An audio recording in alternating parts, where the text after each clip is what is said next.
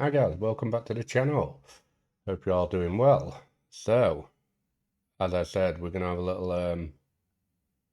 little watch along really. I think this is quite a good documentary, bit of a weird voice, but actually quite informative. On the destruction of Manchester United from the day Sir Alex Ferguson left. And there's some good little finds in this. I'm not sure if it's all 100% accurate because it's not my video. So shout out to Eurofoot. Bit of a weird, I think it might be AI over the top, but not 100% sure. But shout out to them. This is their content, not my content. But yeah, let's have a little watch along and have our input. So go ahead. In May 2013, Sir Alex Ferguson announced his departure from Manchester United in Seems the so long best ago now. possible way, winning the Premier League for the 13th time. His intention was to build a legacy for future managers to follow, so that even without him, Manchester United would remain victorious, just like in the days of his reign. However, fast forward 12 years, Manchester United is in shambles. Several Absolute shambles. disastrous and turbulent spells of managers at the club. Crises, a lack of important trophies, and a complete mess that goes from the team's management to the locker room. But after all, what happened to such a victorious and dominant club in England, a favorite in the competitions they participated in, to being seen as a joke by opponents and a graveyard for players due to the talents they wasted? Today, we're going to go through everything that happened inside and outside the club for this sudden fall of the gigantic Manchester United. And we're not going to place the entire blame on the players and managers. At Manchester United, the hole is much higher up. Imagine being able to build an app with So your name yeah, on it, so just by thinking about it. yeah, I'm AI creation. bloody. The It's quite informative. So bear with me. It's well worth the watch. Stick along. And we'll have our input as we go, because like I said, he kind of does the whole period after Ferguson kind of thing. So easiest way to start this story is to go right back to 2013. Ferguson retired after winning a trophy, and David Moyes was hired to replace him. With his time at worst decision ever. This, not David Moyes as a manager, but what he did to the club, because he only came if he appointed his own officials. Well, Ferguson sat there himself and said he had everything running, so he didn't have to do anything. All the coaches knew what they were doing. All they did was report back to him. The style of play, everything came through the coaches, not Ferguson. Ferguson did obviously have massive input in all that, but how they played was talked about. How it was portrayed on the pitch was talked about. How it was trained was done by the coaches. And this is the number one thing we're missing at Manchester United, if you ask me, since Ferguson left. And this is the guy that did it.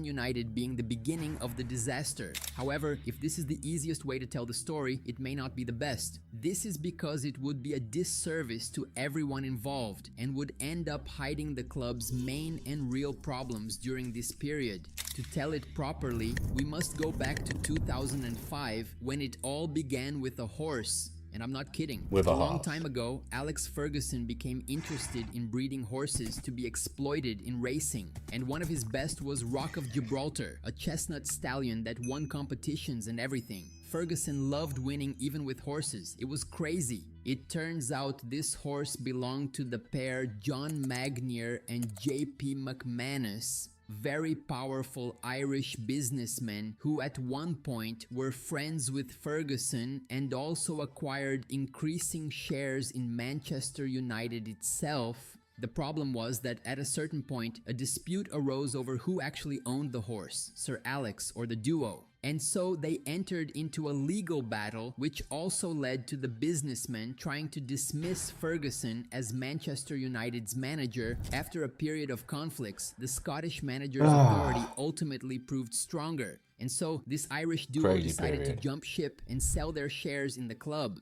The buyer, Malcolm Glazer, representing the Glazer family, they already owned shares in Manchester United and kept buying more and more until this last purchase then allowed the Glazers to acquire 98% of Manchester United shares in June 2005, thus becoming A dark period for the club, a dark day for the club, And this was the only time the Glazers put their own money to start buying up shares into Manchester United.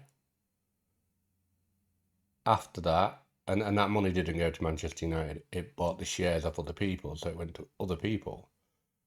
And then after that, yeah. Without a doubt, the club's owners. This caused a lot of outrage, and one of the main reasons was the way in which the Glazers bought the club. Basically, they took out loans using Manchester United's own assets as collateral, and it's a bit more complex than I'm going to talk about now, but to simplify, they take out this loan and then use Manchester United's own money to pay back the loan.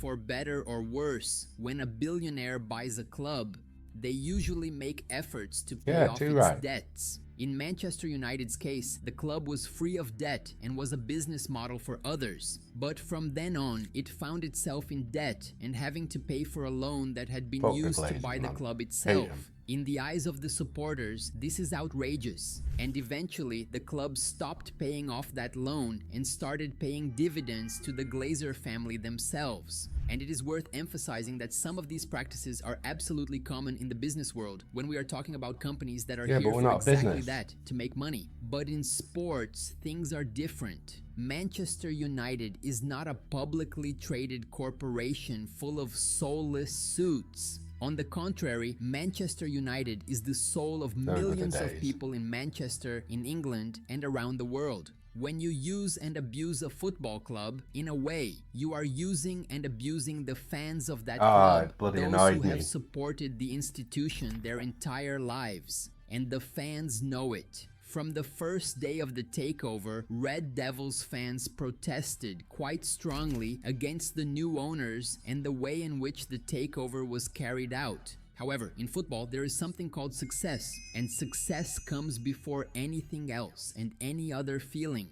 So even if some protested, as long as the club kept winning and succeeding, the fans would surely forget about the issue, or at least be more at ease with it. And in those years, from the purchase of Manchester United by the Glazers until Ferguson's departure, the club indeed continued competing for and winning the major trophies, including reaching 3 Champions League finals between 2008 and 2011, and culminating with that last Premier League won by Ferguson in his farewell year. The gentleman is one of the greatest managers in history, and it's no coincidence. He had the squad and the club in his hands, knowing how to navigate these instabilities with mastery, and now we arrive at May 2013, when the baton was passed to the new manager, David Moyes, marking one of the most dreadful chapters in Manchester United's recent history. Alongside Moyes, another important arrival that marked what would be this new Manchester United was that of Ed Woodward, who took over as vice president of the club and also became responsible for leading Man United in the transfer market. But this seemed very odd for a reason.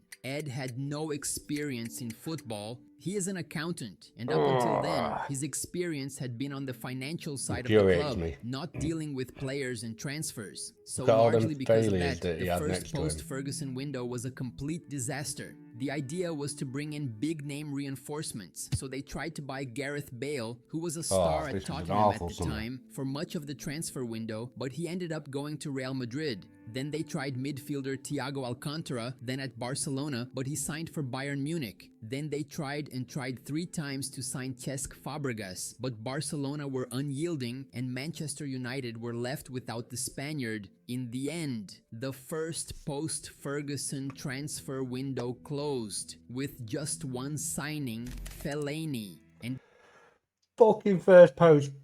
What? We ended up marrying Fellaini. The fuck happened there? Like, come on. We should have known it was going to be a disaster from that point, shouldn't we? Fabregas, Bale. Man, like, when you're trying to sign players like that and you end up with Fellaini, what are we, like, 12 years down the line? Very sorry. 12 years down the line, and we're still at this point where we're trying to sign people and we end up with, like, 2nd, 3rd, 4th, 5th best. Because we're in a fucking shambles at the minute. Even that single signing exposed the amateurish way in which the transfer window had been conducted. Manchester United had made a dual bid for Fellaini and Leighton Baines, both from Everton, for £28 million. Yeah, I remember this. But they had so little credibility in the market that they ended up taking only Fellaini for £27.5 million. As if that wasn't enough, Fellaini himself had a release clause worth £23.5 million, which was due to expire in July. And the total incompetence of the board translated into the fact that they kept trying to negotiate, missed the activation window for the clause, and took Fellaini in desperation at the very end of the window for more than he was worth. A script fit for a comedy, and one that set the tone for Manchester United's season, which broke records. So I have a hot take. AI Yeah, is so, not just a buzzword. honestly, like, come on. You said that. Seriously, just but only negative ones. what a mess. If Old Trafford with Fergie was the theatre of dreams, with Moyes it would become the theatre of nightmares. We've done it with so many players. They lost both at home and away to rivals Liverpool, suffering a 3-0 defeat at Old Trafford. They also lost the double to rival City, 4-1 away, and another 3-0 at home, worthy of a tragedy. Also in the theatre of dreams, Manchester United lost to West Bromwich, something that hadn't happened since 1978, and Moyes even managed the feat of losing both games against his former team, Everton, with the detail that it was the Toffees' first victory at Old Trafford in 21 years. David Moyes had spent more than a decade in charge of Everton trying to beat Manchester United on their home turf. And now he had done it, but as Manchester United manager himself, the David Moyes experiment was a failure, and after the loss to Everton at Goodison Park, which even had death showing up at the stadium, the Scotsman was fired after only 10 months of being hired. And the worst part is, David Moyes had been handpicked by Ferguson himself to succeed him. Without leadership, with a declining squad and cases of indiscipline, Manchester United finished the Premier League in 7th place, their worst position since 1990, and missed out on the Champions League for the first time since 1995. The idea was for Moyes to become the new Ferguson, staying for years and bringing glory to the club. But at the end of the day, the reality is that Moyes has turned Manchester United into a new Everton, a giant that has seen better days. In May 2014, Manchester United then announced Louis van Gaal as the new... Right, so let's just stop there 1 second. So it literally took 10 months from Fergie saying appoint David Moyes, Ed Woodward coming on board because David Gill wasn't part anymore. No Sir Alex Ferguson, no David Gill, Ed Woodward, David Moyes going to take on the world. Couldn't sign shit in the summer. Had the worst season that we'd had since 1990. All in 10 months.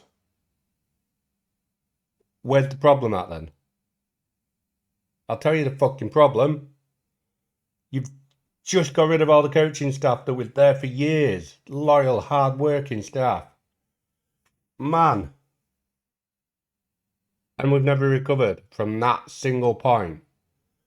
Wow.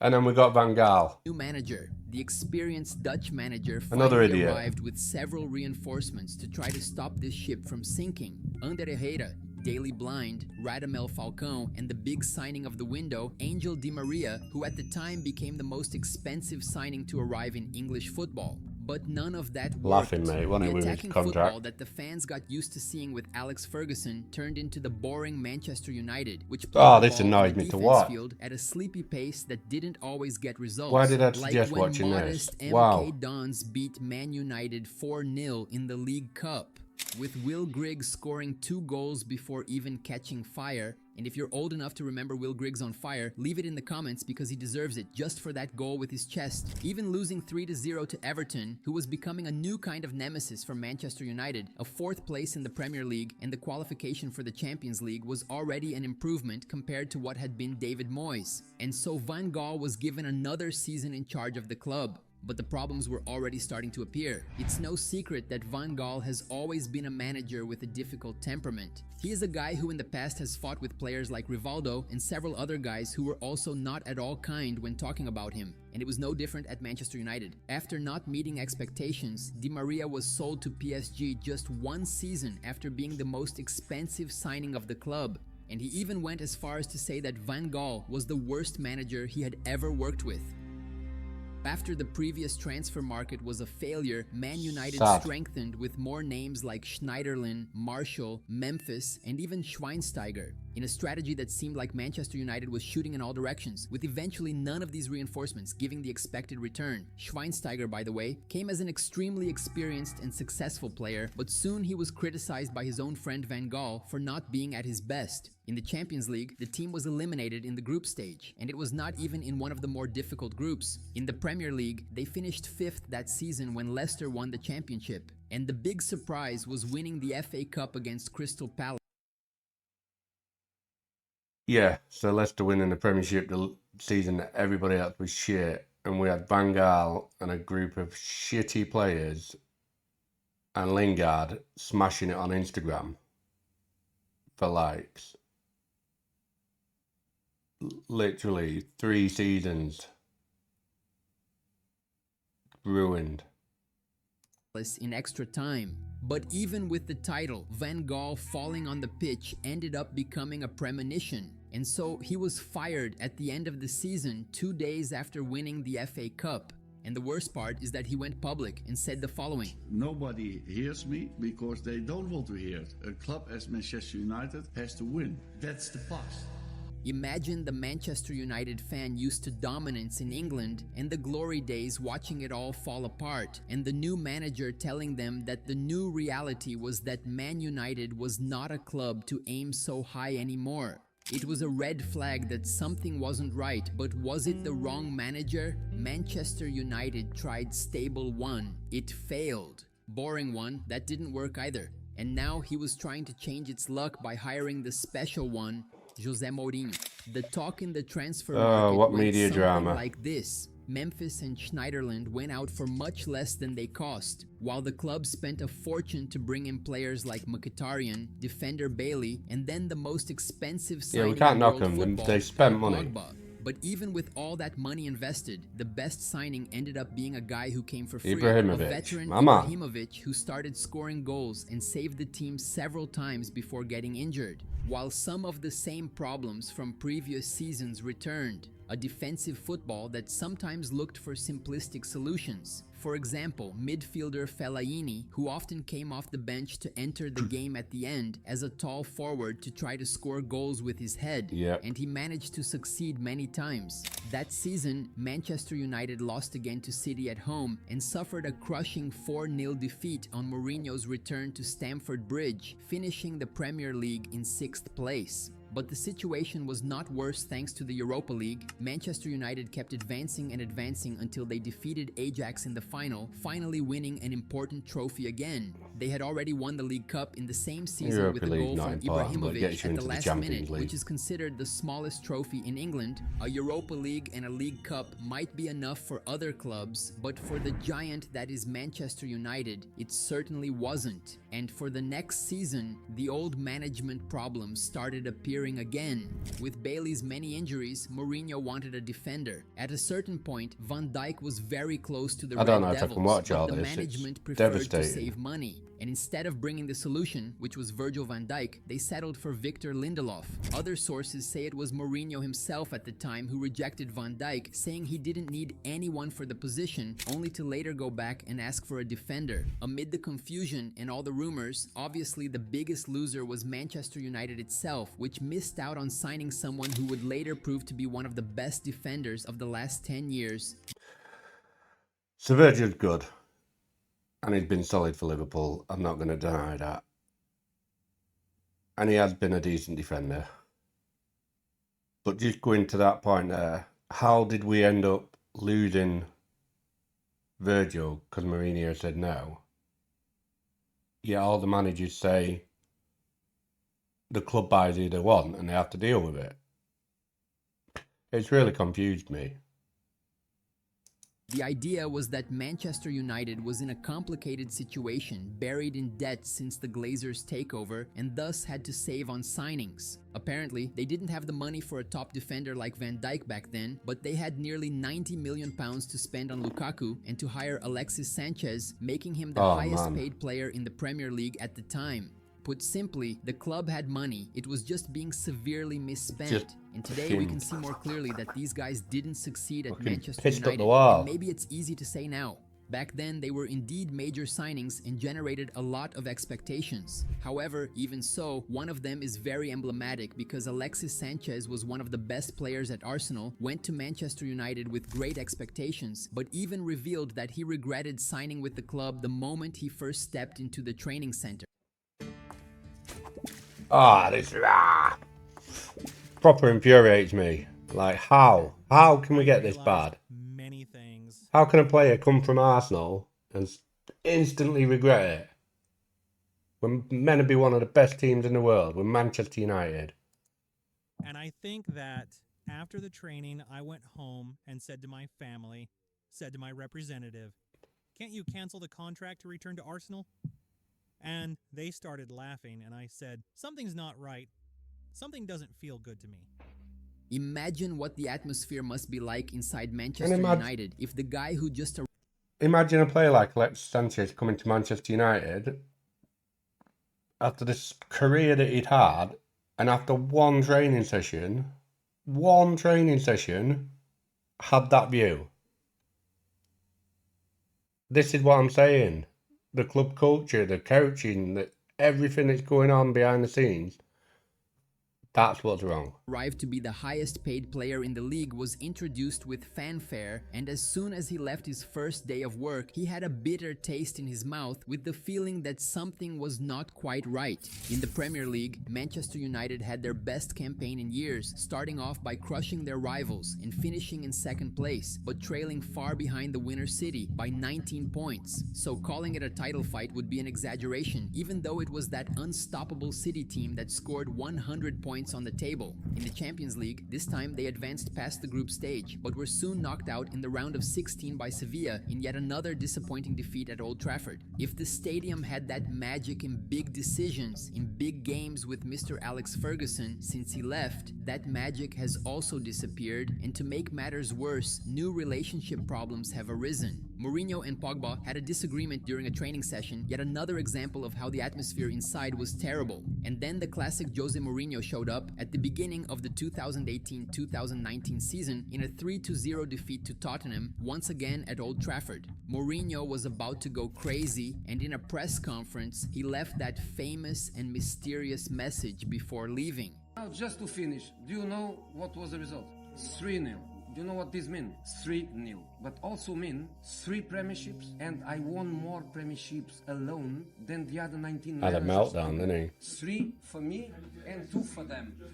Respect, respect, respect, man, respect. The message was clear: respect me. Not the Manchester United that used to win everything, but it had nothing since 2013. Respect me, Mourinho.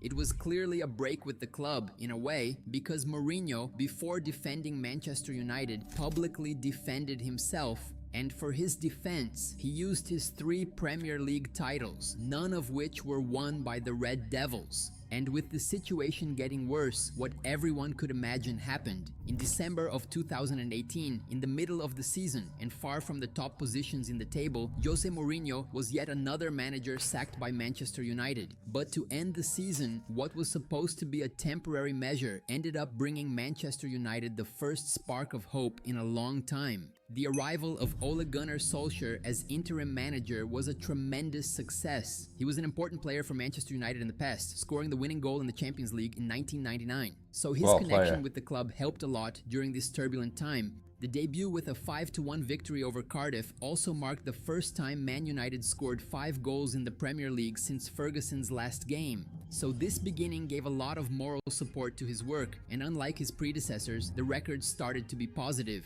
Solskjaer was the first manager to win his first 5 matches since Matt Busby in 1946. He went 11 matches without losing, including 10 wins, and became the manager who achieved the most points in his first time 10 we looked Premier good on League the games. counter-attack. In the Champions He League, just the played team a advanced to the counter-attacking round style. of 16 when they faced PSG It with worked. Mbappe and their former player Di Maria. And once again, the fortress of Manchester United crumbled, 2-0 to Paris, What a right at game Old this was. Trafford. But when everyone thought it was the end, hope really started to transform into What a something game. more. Because Manchester United went to the Parc des Princes and with an amazing performance by Rashford and Lukaku, won 3-1 to turn the tie in an unbelievable way and solidify the spark that the Norwegian ignited, giving direction to a management that seemed lost. Almost unintentionally, it seemed they had found the right manager. Suddenly, no one wanted to know about a new manager anymore. If it was working with Solskjaer, why change it? The club's legend, Rio Ferdinand, who was actually still playing during David Moyes' time and has now become a commentator, stated the following. Man United might not thank me, but get the contract out, put it on the table, let him sign it, let him write whatever numbers he wants to put on there. That'll give him come what back he's to done bite now his since ass. he's come in, and let him sign the contract and go. Ollie's let the wheel, man. He's doing it. He's doing his thing. But Man United we are was back. performing at the I'm time, not sure so it happened exactly as Rio Ferdinand suggested, but the Manchester United management was convinced. At the end of March of 2019, Ole Gunnar Solskjaer became now permanently the manager of Manchester United. And since this club can never have peace, this was also the beginning of its downfall. Before that conversation, he was simply undefeated in the Makes you Premier wonder League. what went Then wrong. they lost to Arsenal, signed the contract, and soon after lost to Manchester City in yet another defeat at the famous Old Trafford. Then losing 3 It's like more bloody games by the whirlwind end of the being Premier United fan, League, innit? finishing 6th in the table.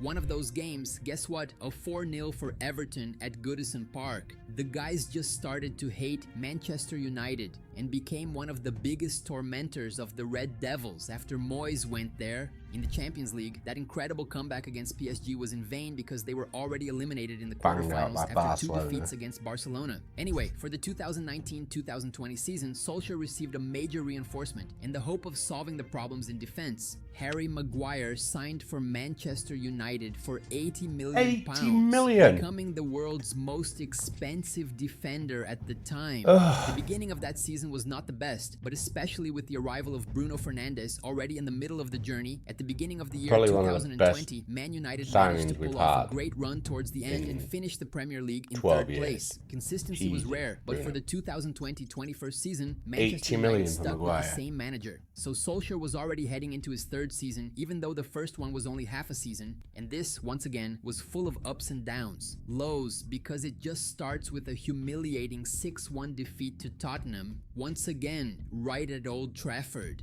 It's getting repetitive already. And the worst of all, conceding goals from Ndombele and Aurier in the same game. Can you believe it? But there were also high points because if we compare with some of the previous seasons, the rest was actually good. A second place in the Premier League, but once again many points behind the leader City. And then advancing to the Europa League final in that one against Villarreal, where the game is decided after 22 alternating penalty kicks. Good. It literally came down to the goalkeepers taking shots and De Gea missed, a monumental stroke of bad luck. But while the team was showing progress on the field, it had a direction there off the field. The owners decided to throw all this progress down the drain. In early 2021, plans for a European Super League emerged, a competition that God. caused quite a stir. And Bunch guess of what? fucking Joel idiots. Glazer, one of the Joel the Tick Glazers, Glazer. was simply the vice president of this initiative and one of the most insistent on it happening. It was another sign that the owners had no feel for football. They were clueless about the club's realities. And it's no surprise that after a few days of intense fan outrage across England, and of course from Manchester United fans as well, most of the clubs pulled out, the Super League collapsed, and the Glazers came forward to publicly apologize to the fans for that disgraceful episode. And you know the worst part? On the same day, by coincidence, Ed Woodard announced he would leave Manchester United at the end of the year. Supposedly, it had nothing to do with that Super League mess, right? But trying to see a little Fucking behind the idiot. scenes, this was Gets them certainly a fucked up. smokescreen to get Honestly. the fans to stop talking about the Glazers. And some sources even say that Ed was one of those What a sad responsible time. for the Super League and kind of had to take the bullet for the Glazers, right? Even the president of UEFA, Seferin, who is also not to be trusted, publicly called Woodard a snake for his involvement in the Super League. Imagine, you finally get the first somewhat calm moment in football in years, but then the club owner is simply one of the main figures behind one of the most unpopular initiatives in recent football. and he was called a snake Does by it- the UEFA president. The Glazers haven't a freaking clue about football. They're just seeing it as money. Oh, Super League, yeah, we're guaranteed all this money. That's what they were looking at. They ain't got a clue about football, and it's shown. Their direction with Woodward since Fergie left and David Gills left would become a fucking laughing stock, and it's sad, man. Boils my piss, and it's good that when we had these 1 or 2 nights where we remember what it's like to be a Manchester United fan and enjoy it, and you know the pressure's released off the boys, and then you get back to this where the media's absolute fucking idiots, Glazers, tools, you know, in the background trying to sell the club now. Like, fuck off. Decisions in a football Get club fucked trickle off. down from the top, Just sell making it. it hard to thrive under such leadership. In his last transfer window then, Woodard ends up deciding to do the opposite of the first one, where he couldn't sign almost anyone. He spent a lot of money bringing in Jadon Sancho as one of the big signings of the transfer window, Varane to solve the defense problem, and the big surprise Cristiano Ronaldo returning to the club where he was a star. On paper, it seemed like a brilliant move. Players of a very high level. Just looking at the names like this, we were supposed to get very Don't think excited, but Sancho's since we ever have been a already high level. experienced the future of this story, we know it went wrong. That's because the start of the 2021-2022 season was terrible. In the Champions League, a loss to Young Boys. And in the Premier League, the ghost of David Moyes attacked again. Manchester United was losing at home to Aston Villa. And then they suffered a monumental 5-0 defeat to their biggest rival, Liverpool, at Old Trafford. Then they face City and lose again 2-0 at home. And then comes a 4-1 defeat against Watford, which was the last straw.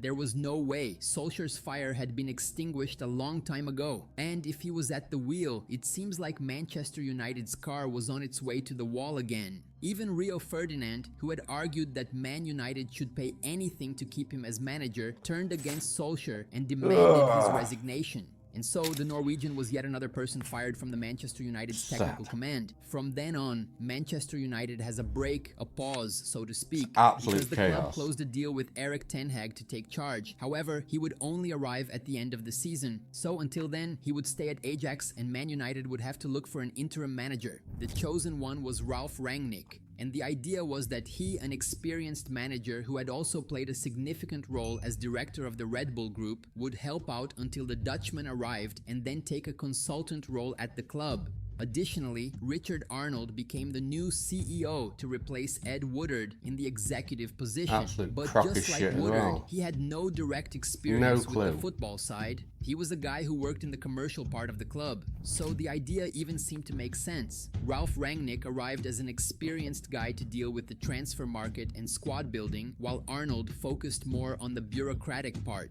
It seemed like a good path to follow. And when he arrived, Rangnick did not hold back words to talk about the situation of the club at that moment. That's what I You do loved not about need Rangnick. glasses to see and analyze where the problems are, but how do we solve them? It's not enough to make small cosmetic changes. In medicine, this is called open heart surgery, making it very clear that to change, it would have to be a radical change, and that the people upstairs at Manchester United would have to want and approve these changes. This sentence, including about open heart surgery, ended up becoming a kind of prophecy. Few words that summarize a very complex situation. Many people, even today, remember this piece of wisdom shared by Rangnick. However, at Manchester United, this open heart surgery never happened, and the care was at most palliative.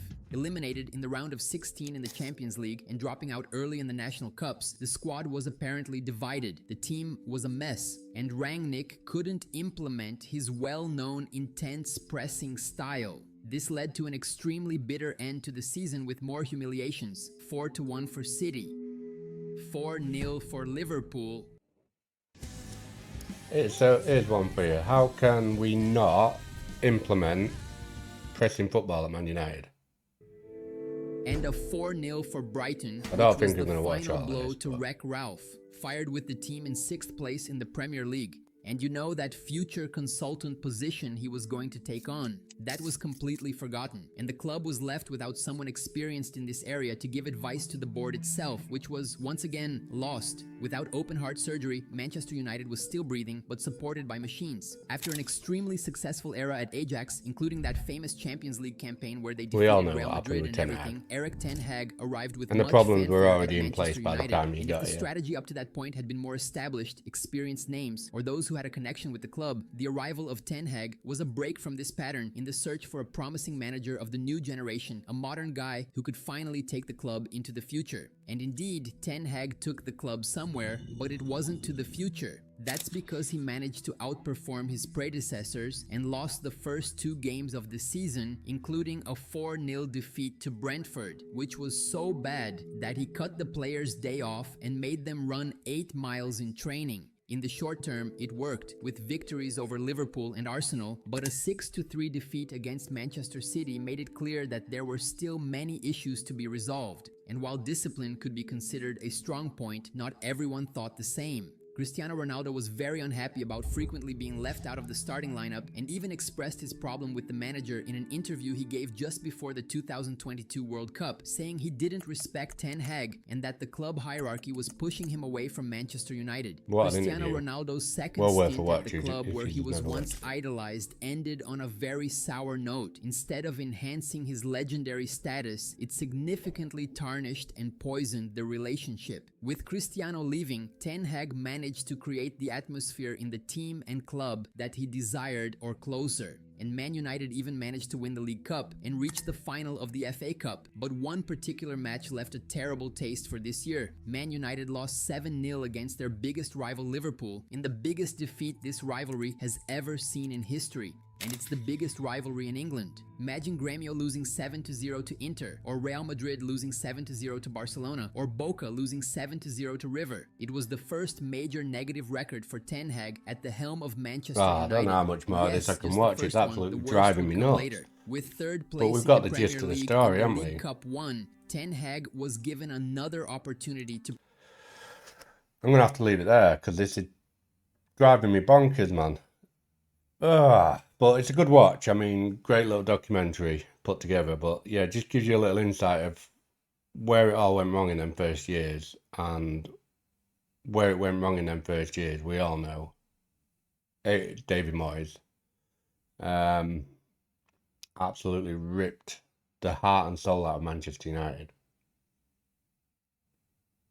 And it infuriates me. I'm sat here boiling. Like, yeah, it is what it is. But yes, a shout out to Eurofoot. That was a great documentary, and I'm sure you guys can watch the rest. We all know the story. We'll come back to the more modern era in time now. But I do think we need a cultural reset as a club, and that will only come by backing the manager, putting in place what's needed. I mean, like I just pointed out, like, how can other teams, like even lower teams, put in place a high pressing system, high intensity, high pressing, but we can't do it in Man United. Like, even now under Amarin, you've got Bruno pressing high and nobody following, nobody doing the double press, nobody pressing to cut off the ball interception. Like, it's got to come from coaching. And I'm not saying coaching like the manager. I'm saying coaching as in the quality of coaching, football-wise, at the club, in the team, the people that help Amarin, around Amarin, that's employed by the club. Yeah, it's a sad state of affairs, and I think the only way to resolve, and go forward is the Glazers completely sell everybody. They completely sell the club. We have a complete thingy, like sell a lot of the players, bring a lot of the players in. It's gonna take 2 or 3 years at least. But this is why I want to stick with Amorim. I think his mentality and the way he speaks and what he wants is right. I think the club that he's come into can't back him to the height that he needs to. And I think that doesn't just come with the players. I think that comes with all the backroom stuff. You know, Cristiano Ronaldo saying that the technology at Manchester United when he came back hadn't changed. You know, it just shows you that we can spend 90 mil on a shiny Lukaku, which flopped, or however much on Alexis Sanchez and Di Maria, but we can't do the important stuff and make what's going on behind the scenes right. And I promise you, when all that's done and said and finished, that is what's important. And that'll help the youth flourish, the team flourish. You know, because we're always going to be under scrutiny. With Manchester United, we're one of the biggest, if not the biggest fan base worldwide. And everybody writes a story about us for clickbait, to get clicked. But yeah, so I'm just going to leave it there, guys. You know, I'll leave a link in the description to this video. You're more than welcome to carry on watching it.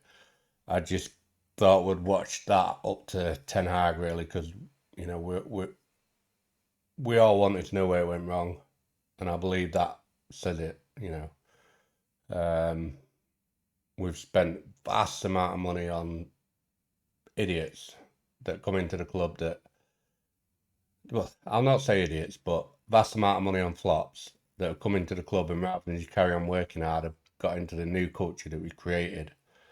But I do think it all came down to that summer where David Moyes ripped the soul out of Manchester United, like ripping the engine out of it. It's like ripping the engine out of a 2-litre turbo, sticking a 1.4 in, and being like, right, we're getting cracked on then. No, this isn't right. Nobody knows what they're doing. These connections aren't right. You know, yeah. But anyway, we'll leave it there, guys. Thanks for watching. Do like and subscribe if you can. You know, new channel, brand new Manchester United fan channel. So I'm going to carry on making content, keep up to date with news. Any ideas, stick them down. If we've got any other videos, we'll do some more watch alongs. Thank you very much for watching, guys. Cheers. Take care.